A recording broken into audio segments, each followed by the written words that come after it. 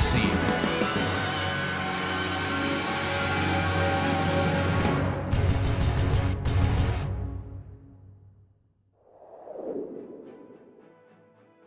It's a new year, but sometimes it's still fun to race in an old classic. And today that rings true with both our car and track. Summit Point hosts today's race as we get ready for round 3 of the Skip Barber Race Series. And you'll see it all live here on the Global SimRacing channel. Hi, I'm Joe Peak, and with me in the booth is Craig King. Behind the scenes is our director, Christian Duploy, and he's using cameras provided by Dougie Beard. Craig, I know I've run this combo a ton of times over my iRacing career. Yeah, I've done it as well. I actually had to go look back. My first race win on iRacing was here. It's a free track. It's a great track to learn. But first of all, of course, it is a Happy New Year. Absolutely. So drivers hopefully able to nurse a bit of a hangover, get out and find some pace. But with Summit Point being well known by iRacers, in case you're new to it, let's head to our track guide. Welcome to Summit Point Raceway. Once the stomping grounds of IMSA and Trans Am vehicles thundering through the West Virginia mountains, this circuit is now mainly used for club racing and performance driver training. Situationed a couple hours west of Washington, D.C., there are actually 2 entirely separate circuits that can be tackled here on the iRacing service. The main circuit is just shy of 2 miles in length, including 10 turns, and can be chopped off into the short version, which has 9 turns and only 1.5 miles for a lap. The Jefferson circuit is its own 1.1 mile piece of pavement with a mere 7 turns and uniquely can be run in reverse. Both tracks are astonishingly narrow and provide quite a technical challenge. On the main course, the most popular place to pass is down into the first corner hairpin. While some drivers may try a brave dive into turn 5, the frighteningly fast-kinked entry makes it prone to things going wrong quickly. Between there and turn 9, it's essentially a single-file affair with nothing but tight and twisty bends snaking their way around. The Jefferson circuit isn't used as often, and because there are a few straights long enough to get a run on someone, most drivers are forced to wait for a mistake to pounce on. Otherwise, qualifying will be key. Believe it or not, IMSA's GT class raced here in the late 80s, and even Can-Am stopped in back in 86. While it probably sees much more competition here in the virtual world, it's easy to see why plenty of real drivers love to take their vehicles out to try and tackle this historic Appalachian venue. I think the big talking point is going to be, as we can see by the map here, Craig, it is the short layout of the main Summit Point course. Yeah, and I went to try and look back, and I don't even think this is the layout they use nowadays, let alone use at all. But it's a layout that allows you to just cut away that really long rundown for that almost Lime Rock-esque 1 and 2 into something a little bit quicker, a little bit faster, and also will catch you out because there are only cones there to let you know you've got to do it. It does tighten up, and then it takes you on to that run up to the famous turn 3 and 4. Well, it's 3 and 4, but it is here. It's 4 and 5. And then it goes into the carousel at 5 and 6 out around here. And this is the key part of the track. It's the tightest part of the track, so the drivers will be careful in making sure they don't make mistakes, because turn 4 will be as well, I think, Joe, the hardest braking point of the day. But it does open up the fact that we've got not 1, not 2. We've actually got 3 straights here today. And if you've ever watched the Skip Barbers or raced the Skip Barbers, you know how vital a straight is. Yeah, but they're not very long. You can see the length of the lap. I wonder how much that slipstream will really help here. It takes away what is usually the main passing spot down into turn 1. So it should be fascinating to see what this does. And of course, will mean the track position and qualifying could be ever so important. Why don't we take a look at our race details before we head off into that qualifying session? And it is going to be 23 laps because it is so short to circulate around here. They have a spare car waiting for them if they run into any sort of damage. And this is, of course, going to be a standing start. Now, it does say that it is open setup for this series, but know that these cars are very limited as to what you can change on them. You can't even adjust the wings that are on the car. It is basically down to the fuel levels and some of the suspension travel, and then, of course, the tire pressures, and that is it. 17 incidents will DQ you, so keep it on the black stuff out here today as we take a look at the qualifying. I think we're still waiting on drivers to set a time, actually. Well, we have got a couple laps in already, and Adam Miles currently flying the flag as the number one driver with a 103.405 out there. And yeah, there are 6 minutes left to go, but with a small field and a track length of just a minute, and I don't mean the Radio 4 show, if you know what I mean, it is going to be pretty interesting to see what the drivers do. So this qualifying is going to be oh so vital. And Miguel Quinton Martin, who we're just seeing now coming down the back straight or the final straight into turn 9, going to be crucial for him. I do always love what turn 9 gives you. You're able to get a lot of pace here. Use that runoff just on the side there. Won't give you an off track because it's designed. He'll come across the line. The 7K driver is looking to find something good. Nothing at the moment, but look how tight that run is there, Joe. Did you see a small little strip there for drivers to really cut in? But Mr. 10K is Adam Miles, and he hit the fastest time in qualifying, in practice, sorry. What can he do in qualifying? Exactly. And looks like our quickest right now is Marcus Dorner, though, at a 103.9. But we watch Adam Miles cross the line, and a 111.9 is not going to do it. Oh, and he's all out of sorts down into turn 1. You can see there's a little bit of a crest over that cut through as well, and I'm sure that makes it all the more difficult, Craig. It does make it all the more different. That was actually also a off track for him. So this is some big drama for the driver when you think about it. But on a slipstream track like this, you just really got to get yourself early doors in there. And look how much he has to throw the car in through 4 and then into the carousel at 5 and 6 and now 7. Still waiting to see, can I get fully straight on the wheel? And the moment you think you can get straight on the steering wheel, strains that little kink at 7 and now into 8.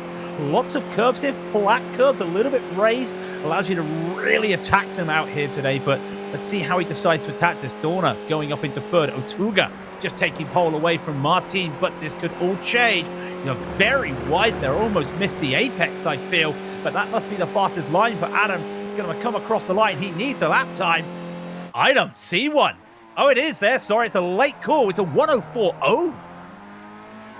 Yep, so that's good enough for 8th as it sits. We got 4 drivers that have not set a time so far. Jeff Randall is one of them. And make that 3, as I think Martinez just managed to set one as well. Philip Burke and Julio Torres are the other 2 that were waiting to get a time on the board. But the marker to beat is still Otuga at a 103.5. The entire field, though, of 15 that have set a time, less than a second apart. It's pretty tight. Pretty tight as always. Jeff Randall will now come across the number 4 driver. Listen to this strength of field, ladies and gentlemen. 4,995. And I think a lot of it isn't due to the number 4 car here, who was a 6.5K driver. It is Adam Miles, 10K. Next man is Martin at 7K as Randall, not with the best of time. And I feel this is where some of these faster drivers are going to get caught out. The quick lap time here, probably not good enough to do these hot laps. As you can see, that's 1.2 seconds slow. Adam Miles found his time in the second lap, by the way, goes up to P3. He needed that. But I just feel that some of these drivers will be looking to play the percentages out there when it comes to the straight instead of looking for the time, because for a 6K driver, it's a very stacked field. But for the number 4 to be this low down, well, that's a little bit of a shock out here. Yeah, and as we pointed out, you really need to be farther up to the front if you want an opportunity to get a good result here today. Jeff is going to have a heck of a time trying to climb through the field if he starts 17th out of 17 cars. Let's see if this second lap is going to be good enough as he crosses around Paddock Bend onto the main straight, looking for the line, and it comes up a little ways down this run as he crosses a 103.8 is good enough to put him up into 8th position. That is a lot better, but it's still halfway down the field. Yeah, look at this. The top 17 separated by a second out there today. So really close. What can Rodriguez do is coming across the line. Well, it's actually just some practice laps for them as well. Interestingly, David Otuga is pole position. The last 2 races, and remember, this is an hourly race, was won by that man. So I think Daniel's looking for a three-peat here, but also looking to get his first broadcast win. Obviously, experience does count for something. Interesting thing to note is I believe if if my memory serves me right, the run to the first corner braking is before that start-finish line. So that could be a factor if it gets to be a close race, as it looks like the drivers are ready to grid up. Our qualifying is finished. So going through that starting order, we see Otuga on the front row, flanked by Miguel Martin. Then you've got Adam Miles in third. Marcus Dorner will be starting from fourth, and Tim Birdie in fifth. Berto Otero rounds out row three. Philip Burke starts in seventh. Jeff Randall in P8. Peter Suaponki will be P9. Top 10 rounded out by Jesus Rodriguez. Going into 11th, and it's going to be Brendan McDonough, followed by David Kennedy in 12th. Ricardo Espinel Martinez will be on the unlucky 13, and Nicholas Scholl will be in 14th. Then Julio Benito Torres will be 15th, with Jesus Cabal down in 16th. That's a surprise. Felon Pritchard, the Irishman, will be the last driver in 17th. So we wait for the drivers to get the go here, as they're just about all gridded up, but we got some time to take a look at how the weather is. And much to the disappointment of us up here in the booth, but maybe the relief of the drivers, there is no expected rain for today, as it is pretty ideal conditions. 65 Fahrenheit air temperature, track at 77. Not too hot to make it slippery around here. Hopefully that'll help the racing, and the drivers will be able to get at least a little bit of side-by-side despite the narrow track, Craig. Yeah, I'm just hoping, and this rundown's going to be a quick rundown, and that's what's also going to be quite interesting, because it's not that unusual long run. It could be a quick start to turn one. For sure. So we wait for the last of them to grid up, and it looks like that is all of them. There we go. We get the signal as the engines start to rev. The lights will come up here for round 3 in the Skip Barber Race Series, and the green flag is out. Otuga had a pretty decent start, but it is a very short run. Martin actually had a slightly better start, but just not enough straightaway as they slot into turn 1, which immediately feeds into 2, and we got 2 cars around at the back. Yes, and Torres already going around, and Torres trying to get that car going. Little bit of some commentary on the radio. Not a bit of happiness here, but everybody else really getting going. I see Otero trying to go side by side with Randall. Just there you see it, but the inside is stronger here. But remember, not a lot of downforce. Outside then opens up for Randall. Comes into the carousel. Really nice going there. He will take that position with a nice little run. Expect to see that a little bit later in the race, though, Joe, because that outside looks pretty good for grip there for turn 4. Seem relatively well behaved, because often it can get anxious at the start, knowing how tough it is to try and overtake. Top 3 practically nose to tail. What is turn 1 going to offer, with it being so much of a shorter run than typical? And will any of them try to get aggressive? Miles gets a very good run here, and he's going to try and look to the inside of Martin. In fact, a defense from Otuga as well. They'll go almost side by side down to the first corner. The 10K driver just about has it done, but he's going to continue the battle here all the way down to 4. All the way down to 4 does get it, though. I see McDonough and Kennedy's had a little bit of an issue out there going into turn 1. I think turn 1, with how narrow it is, has caught a few drivers out there, and 3 of them already gone. Martin is also taking a tow, but Miles getting up the order, just what he wanted as well. And it was interesting because you see Otuga kind of accidentally gave him the tow to give him that position. He didn't want to do it, but he knew that he had to be on the defense, because even though we were talking about the short straights here, the slipstream caught up to him pretty quickly, and it may catch up again. Miles may not have had the qualifying, but boy, does he have the race pace. Look at this. He's already going for the lead up to Paddock Bend. It's not a common place that you see a pass done, but he gets it. There comes the over-under from Daniel with a great slice underneath him down around the final turn. He's going to pull along Martin as well coming up to turn 1. The battle rages on, and Miles tries to send it deep around the outside. Almost works, nearly banging wheels off the turn. Almost banging wheels, and it worked. But they're going to hold it side by side. I think the outside, I think there's a little bit of a dip in the elevation there, and it may be a little bit lower. It allowed him, and too much on the inside for Daniel. Has to get on the brakes to hold it, and everyone's doing a good job, and he's there to just slow it down, but losing a lot of time. The pole sitter, he's won 2 races in a row today. He could be not winning a 3rd.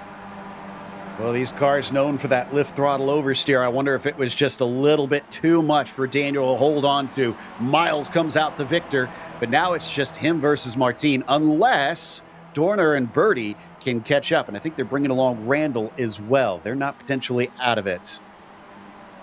They're not out of it at the moment. Here's a replay of what we saw going into turn 1. But to start the race, this was Skull getting into the side of Torres. And it was just people just trying to go a little bit too much into a tight corner. You see the top 5 all racing together, and that's interesting. I'll tell you what was interesting is Adam was taking some long moves, as we saw, and you were saying it was a bit surprising. He made it through turn 9 to make the overtake. He gave up an over-under, and that allowed Otuga to really make a move. He's got to find 7 seconds, as Daniel. Don't think that's going to happen, but if these guys start battling, and anything can happen in the Skip Barbers, you never know. We may be looking in well, not 20, but in 15 laps time, he might be back on this fight. Yeah, the other problem for Otuga is that he's also got multiple cars between himself and that lead pack. So not only does he have to regain the time, he's got to make some really difficult overtakes. Although admittedly, this track has proven racier in these opening laps than I was expecting. I was not expecting this either. We know it's a tight track, and when you put something a bit too fast around here, you start to struggle. With the top 2 are starting to pull away from Dona, Bertie, and Randall, and I wonder if the elastic band is slowly snapping here, as maybe that is Bertie just thinking, well, we may need to get a go here, because Miguel is basically using the toe of Miles at the moment, and they're just going ahead. But you can see somehow Dona does keep up, and this is the battle we were talking about. Usuga, he gets past Suapanki. He's got to find another 1.5 seconds to get back to Rodriguez. He's still 7 seconds behind, though, using a lot of time, and key thing, matching the leaders. So that's 1 down for him. Just a few more to go to at least catch up to the next one. Sounds like we got another replay. Let's see if this was up towards turn or lap 2. Yes, it was indeed. And Kennedy, from that angle, looked like he had good presentation. But unfortunately, Kennedy was the last one there, and then even clips another car. So it just kind of worked its way down the field, even though it started in front of him.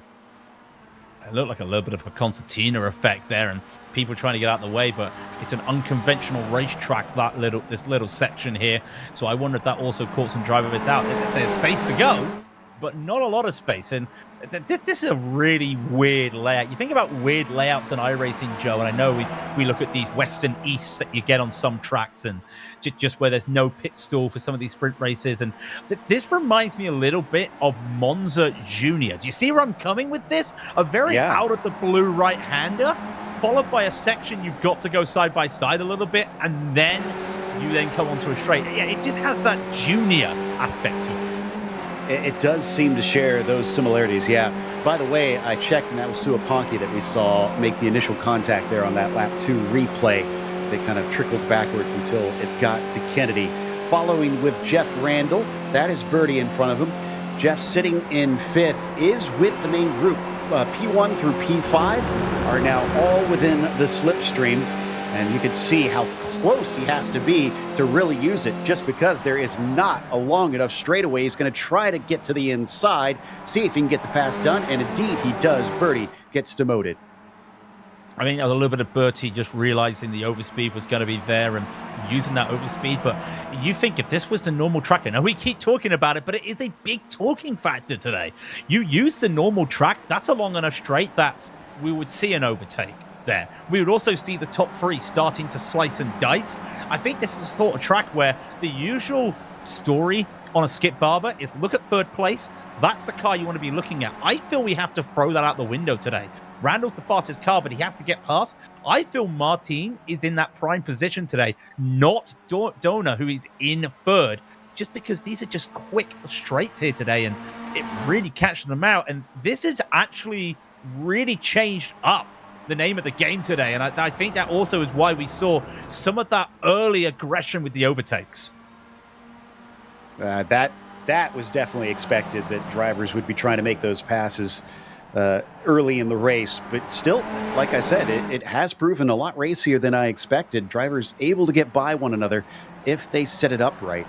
And Martin is doing his best to see if he can do something with Miles, but can't seem to do it. As we check back in with Daniel, and it looks like he's gotten one more. Rodriguez has now been placed in 8th as Daniel moves up to 7th. But look at the gap. You can't even see the next car in front of him. Philip Burke is 4 seconds up the road. Woo! Big moment in the background there. I think this is the moment here as well. We're going to watch it, and this is that liftoff, and you can see straight away the moment he turns in for what is turn 3 here. It just looked like the car was saying no. I don't think there's a bump there, but it almost looks like the car just got unsettled, and we know it's all about weight transfer in this car. Maybe just that inside line just set him off a little bit there. That's a really uncharacteristic move from such a good driver. Yeah, it's not the line you typically take if you're on your own. So maybe he didn't get enough practice in of the side-by-side racing, as it does require something maybe a little bit different. And that is Suapanki behind him, overtaking Rodriguez. So Peter also getting another spot is... didn't quite see. Oh, it was Birdie that just took the fastest lap there in the number 3 car, who is now at the back of the group. So maybe using that slipstream to try and pick that one up as we check in with that front group. And Martin actually not on the attack himself. He's on the defense, as that was Dorner that nearly snuck underneath him. Yeah, and at the start of the lap, Randall was attacking Dorner as well. So they're getting a little bit of tripping over their own feet at the moment. They're allowing Miles to just continue to push on. The gap's half a second. Normally on a straight, we'd be talking about that gap getting all the way back in. But they have to get there first. To be in it, they've got to be there. Martin was the second fastest driver in qualifying. So you think he was the man to have a really good thing. And but Bertie, I don't know whose fault it was. Is it my fault? It's 2026. Is it my fault? It's not raining. I don't know. One thing's for sure, at the moment, it's going to be nobody's fault if you're in this epic classic. Yeah, I do like that we can see some of the messages that the drivers place in the cockpits can be pretty amusing. But Tim right now is sitting in 5th place, and I'm not sure if he's going to blame himself or somebody else for that one, as he follows slightly offline in comparison to Jeff Randall. A lot of drivers taking the inside there into turn 4. I think a lot of the drivers as well try to avoid the curve. We talked, it's not 3D curves, but they're flat curves that you don't want to just lift the car up a little bit there. Try and keep this balance. Some of these drivers really love the balanced car. I know they like the slide, but you think about it, if you start sliding and you touch those curves, what's going to happen? So maybe keeping to a stable setup today. I know you can't really do a lot of change on the cars, but it does look it. We're seeing right in front of Bertie, Randall getting a really good move that Dorner has to go on the defense. And this is what we saw earlier in the race a few laps ago. Randall trying to make the move around the outside, and a dip of the grass there from Dorner may have just allowed Randall to do this. He's going to get the run. Will Marcus decide it's not worth fighting? He's going to try. They do bang wheels, and this is what happened to Daniel. Is he's going to stay this line? He may lose the car. He is losing the car. He's had to lift out of it. So there's the answer to our question. That inside line is very loose if you get pinched in. So you obviously want the outside, but maybe goes a little bit against the expectation of what you'd usually think is the way to go when you're battling wheel to wheel. It does allow Randall to hold on to that 3rd spot for the time being. But interestingly, with all this battling, we haven't seen Miles run away that much. No, but then again, we know ourselves, where is there that you can make up such a lot of time on this track? The biggest gap he's had was 2/10, and that was about 2 laps ago. So where on this track do you make time up? Because you don't have that run at turn 1 and turn 2 like on the normal track, and I feel that's an underrated place to make up time here. And then if you're all together here and then you contract when you hit the brakes, there's not a lot of place here for Miles to make time. It's more of a case of dictating the pace and dictating the racing line to these drivers, I feel, today. That's a good point. Yeah, just seems unable to escape up the road, just pulling them along enough that they can't pass, but they certainly are not dropping off. Randall getting very aggressive with Martin in the meantime, nearly right up the tailpipe of that number 2 car. Will that help him coming into the last turn? We've seen some passes there already today, and though he is close, he takes a little bit of a look to the inside. Don't think this is going to create an opportunity. Indeed, he stays in line. But I feel like he's the driver that's got the most confidence coming through the final turn behind somebody. Not many people have been able to follow this closely going into turn 9 like he had, and he's not going to do a buy one get one free. He did this the last lap. He can't make it this time, and almost cut off there, Dormer. That almost could have been a big time crash there from those two. Cut off a bit too late, and look at this, 4/10 now, the gap between Miles and Martin. Don't call it a gap, but this is the biggest gap he's had all race. If they catch up to him, don't call it a comeback either, but we'll see if they can even get there first. Miles needs to take advantage of it the best he can, and as they sweep their way around the carousel, this is a spot where they're not going to feel it as much until they exit this right-hander out of turn 8. Now they're finally going to get that slipstream back again, but the gap is up to 6/10. I can tell you it is slightly coming down. A little bit of a defense from Dorner as Birdie threatens him, but it stays at about 6/10 in the end when they come around that final turn. So yeah, he has just about broken things.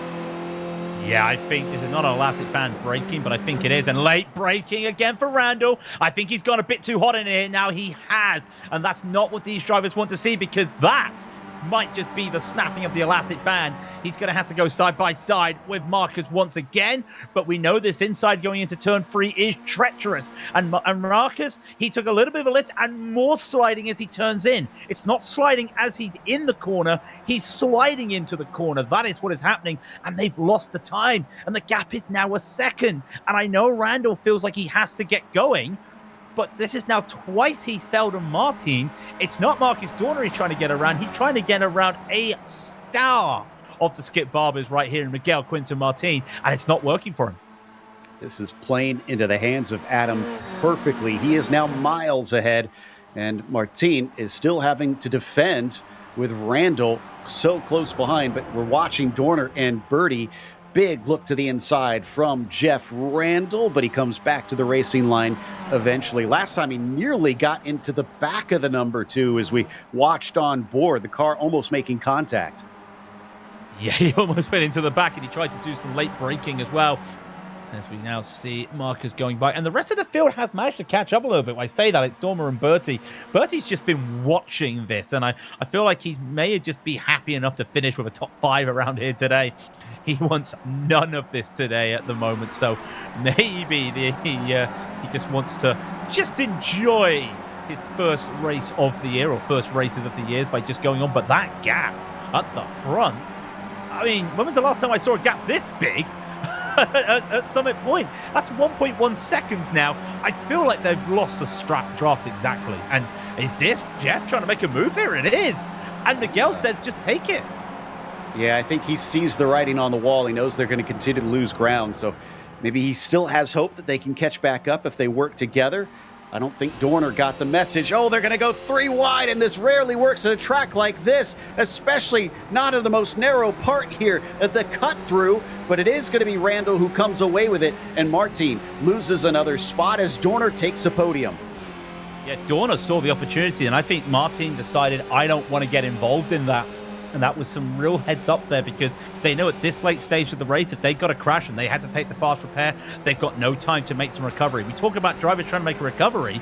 Daniel Turger, we haven't looked at in the moment. We're looking at Torres battling Pritchard in the picture-in-picture. Yeah, well, Turger hasn't managed to gain any time.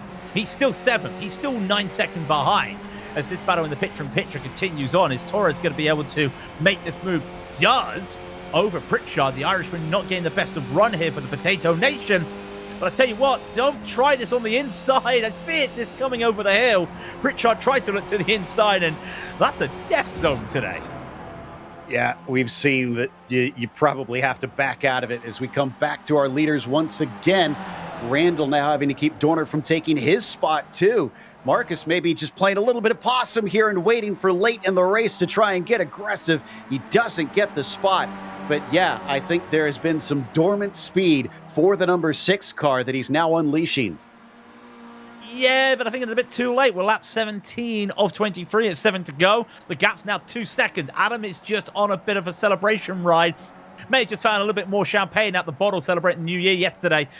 Who knows? But He's just enjoying what he's got at the moment. No traffic ahead of him. He's just going to be watching the battle in his mirror or on the relative. Doesn't need to worry, but this is a surprising battle now. And this is what we expected to see, Joe. Just a game of who's who and chicken when it comes to the slipstream. Again, another driver tries to pull out. Bertie will see that it is Dorna, but nothing yet.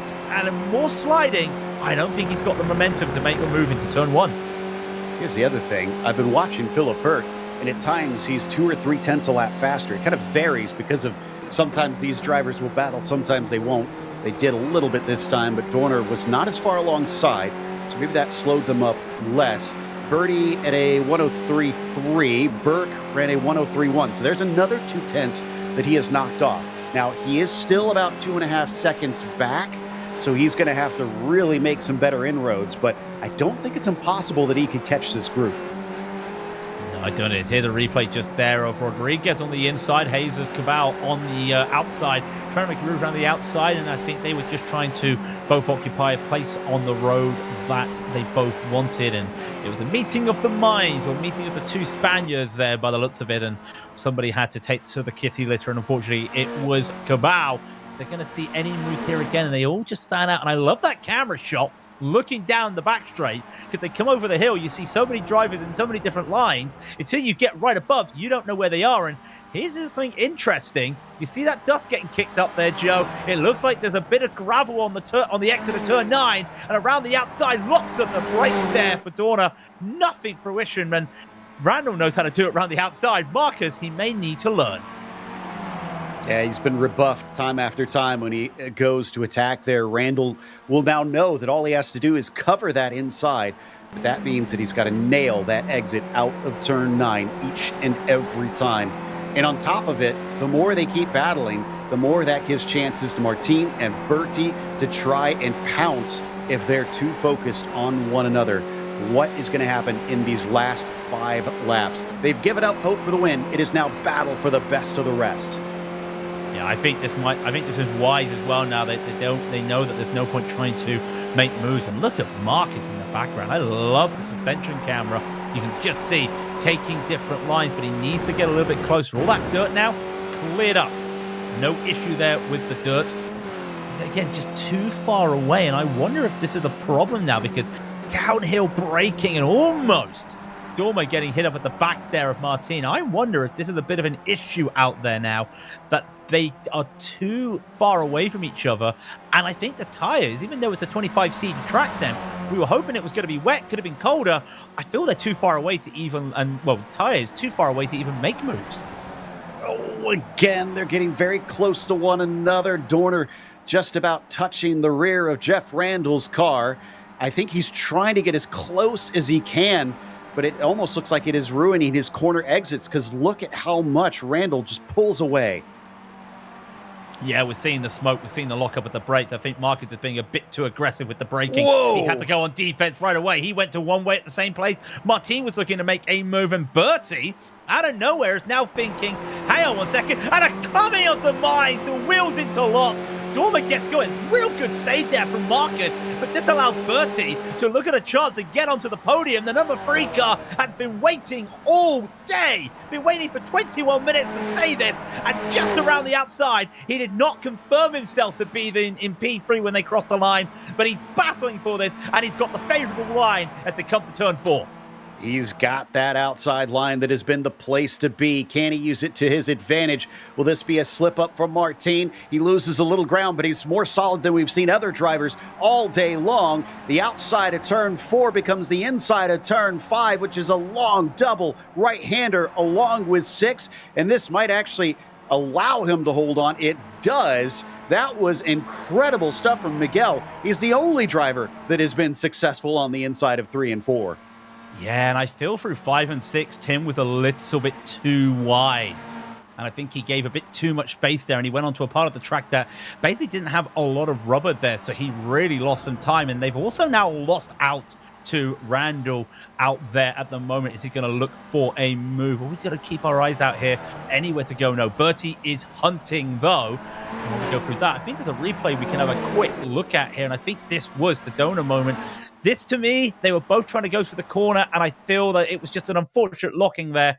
Yeah, it looks like a little bit of understeer turning into the corner there for Martin. Yeah, they kind of came together. One car was going to slip into the inside. The other was slipping towards the outside. They met in the middle. And for Dorner, it came out the worst, as thankfully it didn't send him completely around. It just kind of slid out into the gravel and then came back on, but not before Philip Burke could demote him down into P6. So Miles is way ahead. You've got Jeff Randall on his own now. It is now to decide who finishes P3 between Miguel and Tim. Yeah, and they're going to be coming across the turn 9, and they will see Barney waving the white flag very shortly. Miles is about to see that as well. It's a short run. Real good drive out the corner there for Bertie. This is the best time he's got to make a move. If they finish like this on the final lap, it would be all Martin. And a real good dive into the inside there for Miguel Martin. Holds on to that. Dorner will take the fastest lap of the race. Nobody else needs to go that fast, but I feel Tim, that's his last shot here. I don't think he's going to make it into turn 9.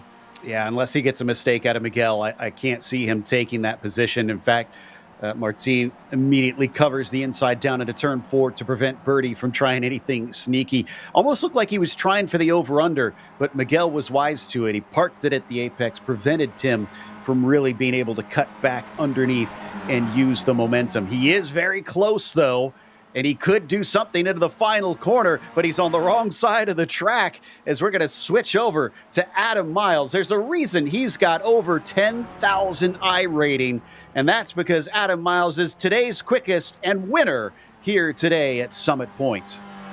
Oh, he's got it! Bertie, go around the outside as he got this! He's going to get this by the barons and margins, and it is going to be a dead heat! It is not! No, it's Bertie by 007! Around the outside, he did not have the traction, and then he just found the gear he needed at the right moment, and they were nip and tuck down the line, and I think the furthest gap the two of them had was 0.035 until they came across the line. Bertie gets the podium. Wow.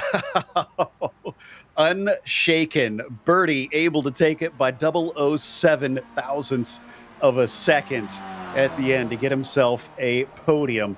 Meanwhile, the last of the drivers crossed the line. Only 2 of them went to lap down, and then only 1 retirement in what was a fierce race out there, which we definitely expected with how tight of a track this is. And up at the top of it, it was Adam Miles, who did not qualify well, but didn't need it in the end. He wound up with the win. It was Jeff Randall who finished in P2 and Tim Bertie in 3rd. After that, Martin was P4, Philip Burke was 5th, and Marcus Dorner was P6. It was Daniel Tortuga in the 7th spot after he looked quick initially, just wound up at the sidelines, unfortunately, getting caught up in things with a spin. It was Peter Suapaki in 8th, Nicholas Scholl in the 9th spot, and Jesus Rodriguez rounds out your top 10. And then going to the rest of the field. Jesus Cabal will be in 11th, and then Philip Pritchard just beats out Julio Torres, and I'm looking what the gap between those two were. That was a dead heat out there. Absolute carnage. What a finish that was. David Kennedy will be 14th. The last man on the lead lap, with Otero having to take a quick repair, as did McDonough in 15th and 16th respectively. Ricardo Martinez will be the only retiree today, finishing in 17th. I didn't even catch that the two of them were banging wheels across the line before things were over. And yeah, nothing to separate them beside tens of thousands of a second, as the iRacing sim does measure farther than that. We're given just a little bit to see. Oh, and it looks like we do have Adam Miles with us. So let's have a quick chat with our winner. Adam, I have to admit, we had our doubts when you didn't manage to put it on pole.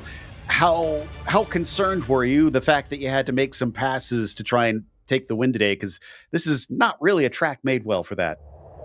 Yeah, the qualifying wasn't perfect, but I knew where the missing time was. I made a mistake into turn 1 on both laps. So to be only a 10th off pole, I knew the pace was there. But as you say, it's not an easy track to pass. But you can go side by side here. Inside, outside, into all sequences of corners. So you might have to work an entire lap to do it, but I knew there was going to be a way past if I just tried long enough. Speaking of working for it, were you pushing hard to try and separate them to get that break that you eventually did? Or were you just kind of waiting for a moment where everybody battled and then maybe try to sneak away from them? No, I was full pace all race, really. I'd seen we had, I think it was a top 5. It's really up to the guys in 2nd, 3rd, 4th and 5th to decide whether they want to fight or not. I just put in the best laps I could, and yeah, we sort of crawled away from P6, and then I think Daniel had a spin. I'm not quite sure what happened there, and then don't really know how I lost touch with Miguel. Just seemed to be I think through the twisty bits from about 4, 5, 6, 7, I just seemed to get a couple of tenths, and I knew if he made a mistake into I guess it's the turn 4 hairpin, that I might be able to creep away. But I was surprised to see him. Surprised to see him drop back. Well, Adam, it's Craig here. I just need to ask as well. First of all, congratulations. Thank you. This was a forecast to possibly have rain, and us in the booth were waiting for rain, and could be always like a bit of carnage. Were you hoping for it, or were you happy to see a dry track out there today?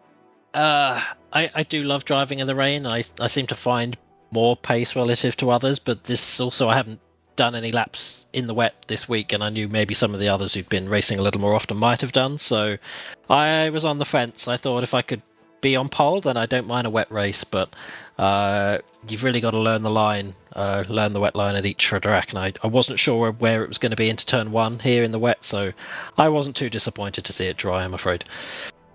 No, I must admit, I think there's only been about 4 races this week looking around at what happened. So that's just the way it goes. Sometimes you get rain or you don't get rain. But next week, there is no rain. We're at a underused track. It's going to be Circuit Lebanon. Your thoughts on that? Yeah, it's initially it was quite an unpopular track, I think, because it was new, unknown, and a paid track. But I think as it went free, it's gained in popularity. It's unusual in sort of how much elevation change there is, and the off tracks are a bit crazy. It's some of those corners you're spending more time off the track than on it, but I enjoy it.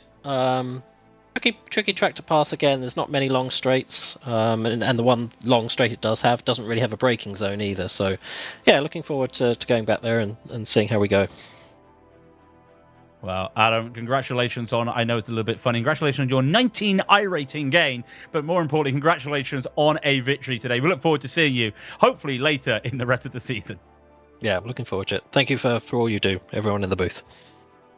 Adam Miles there, winner of the race today, Joe, and that's going to be it. He didn't want rain, but I think we're the only ones that kind of want that rain.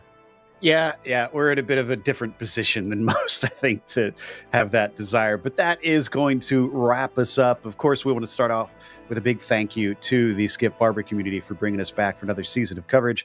And of course, my thanks to the team today as well, Craig, Christian, and Dougie. Make sure to subscribe to our YouTube channel so you don't miss a moment. You mentioned it. Next time out, going to be at Lebanon. That'll be January 8th. Not a track that we see all that often here on GSRC, but I'm with Adam that I do like it for its unique qualities, even though I don't think I'm very good at driving on it. We have some other races as well, including Grand Prix Legends going to Brands Hatch next time out. But make sure and check out the other ones that we have listed here. And until next time, race clean, race hard, and we'll see you on the track in 2026.